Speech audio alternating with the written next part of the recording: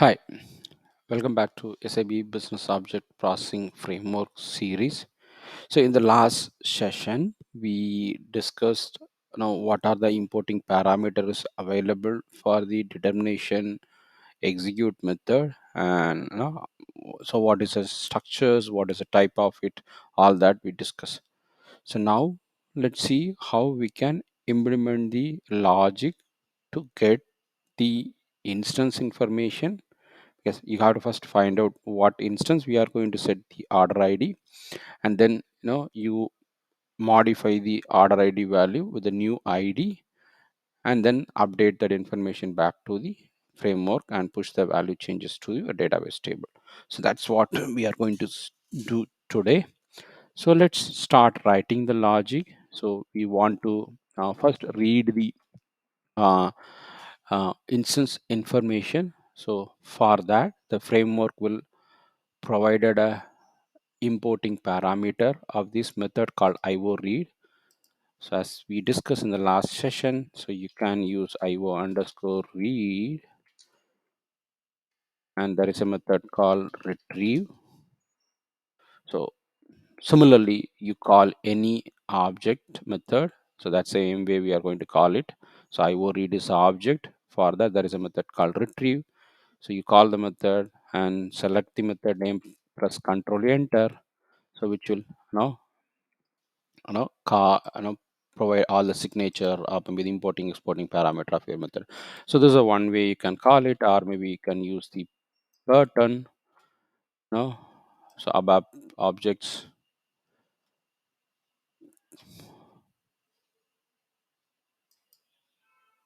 So here you can provide the instance and the class and the method name. So you should be able to call the you should be able to get the similar approach.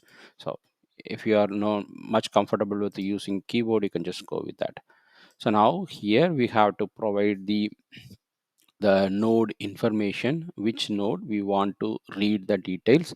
So we have to provide. So as we know, our is underscore ctx underscore hyphen. This is a way sorry. This is a way you can get your node key on this determination. So this determination, this isctx context, we know it is having the BO key, node key, and determination keys are available. So we can use this importing parameter to get the node key here. So we mapped it, and then we want to read whatever the instance the determination is read all the information. We can use it IT key here. These are the mandatory parameter to provide to your method retrieve. So all are other optional one. So I just leave this as of now. It's no, I'll remove that, and then what we want to export. So we remove the EO message. So I want to get the data. So this one ET data, which is nothing but the framework, as we discussed in the initial stage of our modeling. Whenever you want, the framework will always read the data in mass, so it handle the data in mass. So always, even for a single instance, if we are reading it, it reads, it get the data into the internal table, and that table as a internal table, and then you can read that information to the work area. That's the way it works. So it's a table type you have to provide. If you go and check this, the interface definition for this method, so it's a table, it's a index table you have to provide. So I have to provide the table like lt underscore order underscore root. So what is the type of this table? So I have to declare the variable data. I What type I can provide. So as you know, when we are model our business object, the root node, let's open the separate session. So as we know, we have the session open with the business object information. So on your root node modeling, so you have a data structure, you have a combined structure, and you have combined table type. So the combined table type, you know that this has a line type of your combined structure, which has a key, parent key, root key, and the corresponding other combined data structure attribute. So this one we can use it to declare your internal table for the retrieve method. Let's go back to the class and just provide the name. Okay. And then, so this is the way you can declare your table here for the internal table. So we are reading the node is the determination is model on the root node of our business object. So here the node key will be your order root node value, and for those root node, what are the instance we want to get the data, and the corresponding data will be filled here. So this is a way the IO read will work. So your order uh, root node data. Yeah. Now, once the data is been readed, so we have to go on change the data. To modify the data in that root node, let's write a logic. So let me start with a loop at lt order root. So I'm going to use directly the reference type. Let me tell you why we want to use it that way. So lr order root. Okay, and so we know that we want to set the order ID only in case if I don't have any order ID is populated on my root instance. So that's the reason I just put a where condition where order ID is initial. Okay, so that's the way I start the loop of whatever the instance I read it. I start the loop, and then I'm going to manipulate this information to get the order ID. Okay, to determine the right order ID, what we are going to do, so we're going to write some logic before. That's, so if there is an existing order, so if you don't have any entry in my root order ID table, you will be having blank. If there is no entry, then you will be starting with the one as a value. So if you have existing entries already created, so you have to get the max of it, then you process that. So for that, I'm just you can, so up to your wish. So you can just have a numeric number, but I want to have something different in my order ID field. So I want to have that kind of like no select max and order ID from.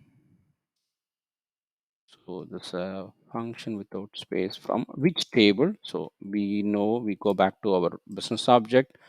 This is my root database table. I'm reading the information from database table directly. So select from order ID into data LV order ID. We are trying to get the maximum order ID. Then we just go and add the value to that. So I say if psi subrc not equal to 0, meaning you don't have any order ID, then I want that to be set lv next id equal to um, lv next id underscore n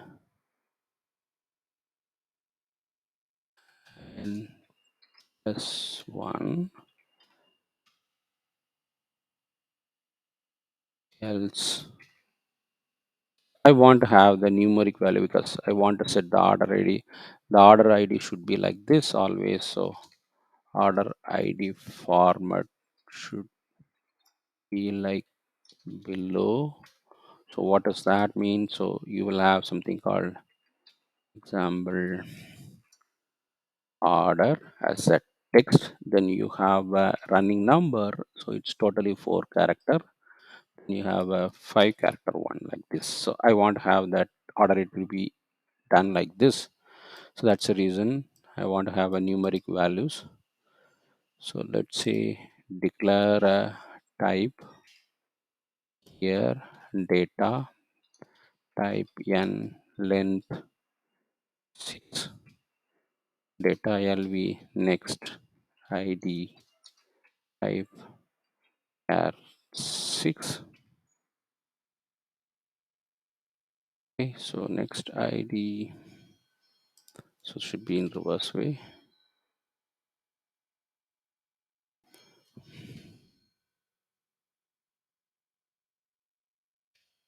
Is a numeric value, so it's by default will be 0 for the numeric 1, then you will have a 1 here, and which will be done. So if you have an existing entry already, then you will have a logic to say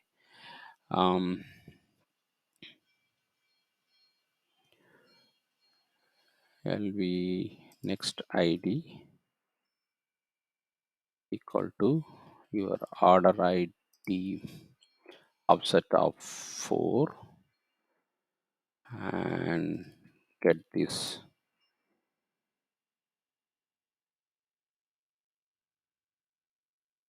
as 1 and do the contents, because if you have the character it will have be like this. Mm. Next ID, no.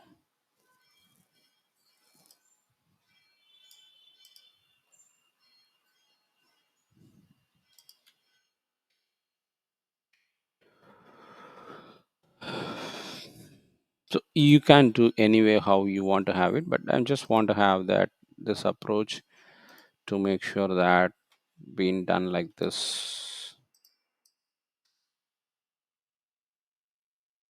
You can just have a running number 1 2 3 like that also, you can add it up. So if you want to have this to be added like this, I want to have that all this logic to be added. Otherwise you can ignore it straight away. You can go and have the running number to be added in your um, logic. Save. So now your logic to get your order ID from existing entries is done. So now you go back here and let's have something here. Yes, yeah. So we have a reference object to have the order ID, which is initial. So already the index is, the addition is already done. So let me pass the same value here, and then for the next one you should just do the same approach plus. Hmm. Once this is done, so the next loop automatically it will increase the next number, and here you go on update the order ID to framework.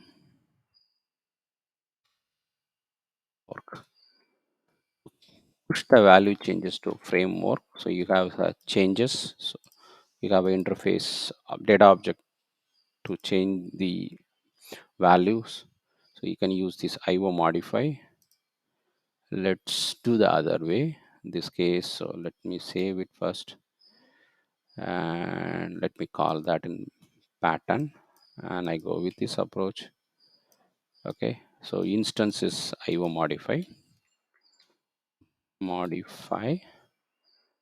We have a class which is the type of BOPF if frw underscore modify, and you want to have the method from this interface or class, so which is update. I will use the update method. So this is way you can call it using the pattern. Otherwise you can directly type and call that. Yes. So now this is done. Calling is done. You have some more importing parameter for this method. So what you want to have, you want to have a IO node, which is the node you want to change the value. So you have that information part of your context, and pass that information key, which instance key you are modifying it. That will be part of your node because you know that structure of it, right? So if you type it like this, so it's a reference object, and then you have a root key, which is optional one. You can remove it. Then you have is data. So if you go and check this interface method, so this is data is a type rough data, which is a generic format. So that's the reason we declare the loop with the reference type as data. Let me put that here and change fields. So you have to go and check this modification object. So let's save the changes. And if you go and check the parameter here, so as I said, this is a node, which node you are modifying it and which instance you are modifying it.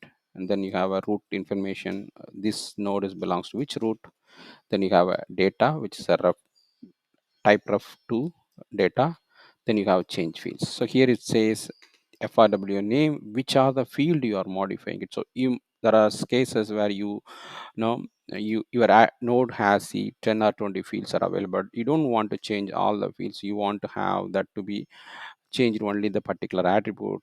So that information we are explicitly mentioning to the framework. Okay, I want that modification to be done on only on this particular attribute. That's what we are trying to explain here. So I use the inline declaration. So inline value passing option. I'll just go here. You can use this option, or maybe you can declare the variable and type that information. So what I'm going to do, let me go back to the framework, our BOF export T code. Let me open our business objects. So you have something called as a constants interface, which you know it, right? So you take this information, come back to your class and pass it. Then you say se node attribute, and then you can put a hyphen, then it says is root, and then you say what is the attribute you are changing it, order ID. I will explain this detail how you be able to get this information. So this is a attribute definition. It's available on this particular interface level. So we map that information, save. Let me just double click that. It will take you to the your interface definition. You can see this is the attribute. So on this node, on this particular attribute, we have this detail. This is the field I'm changing it. Okay, that's what we try to push that information. So just save that and do the check. So it's syntactically correct and activate it. So now we have a logic to, let me minimize the signature. We have a logic to read the information of the instance. So we have all the data of the instance in this internal table. Then we are getting the max ID from the database table, directly from the database table, our root node database table, and determine what will be the next ID of my instance. Then that's a logic we are building it here to, okay, let's put it to get the max ID from database table and find the next ID of root instance. Okay, and root read the root node details. Then you start the loop of the internal table where the order ID is initial, and set the new ID which you want to set it, and call your framework modify method to pass that information back to the framework to update that information. And then for the next loop, you increase the count and end the loop. So that's the way we implemented it. Let's save, check, and activate. So your determination to set the order ID is being done. In the next session, we see how we can test this determination is working or not. Thank you.